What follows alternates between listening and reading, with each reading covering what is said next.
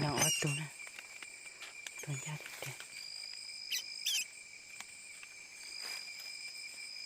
Chồng vui nè, nếu bắt đầu bỏ đuôi nó ở tu nè, tin năng to ở tu kia nè, ra thịt kìa. Hả? Thấy chó, tin năng to ở tu nè.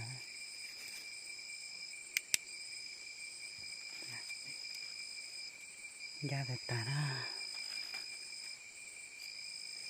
Tôi ở tu nó kia kìa. Tôi tin năng trồng gì đó ở tu kìa. Lao tin năng ở tu là tê là ở tu nè. Ra thịt tao. Cho thân thôi nè, ở đâu là cổ.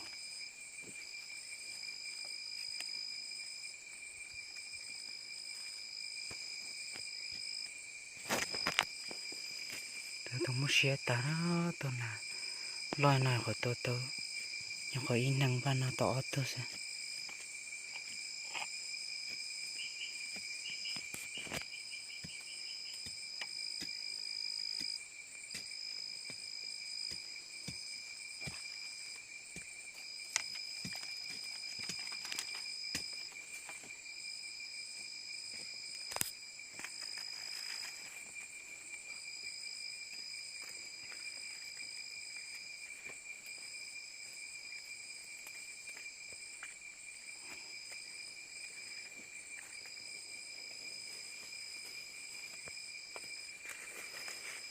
Cái kia, ý năng ở tôi nào này.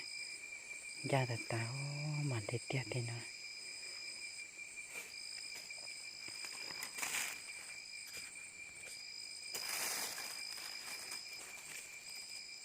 Thì tôi tỏ tôi nè. Chỉ ở tôi gì blog tôi. Sẽ mua hết cái bóng mà nằm trong tôi nè.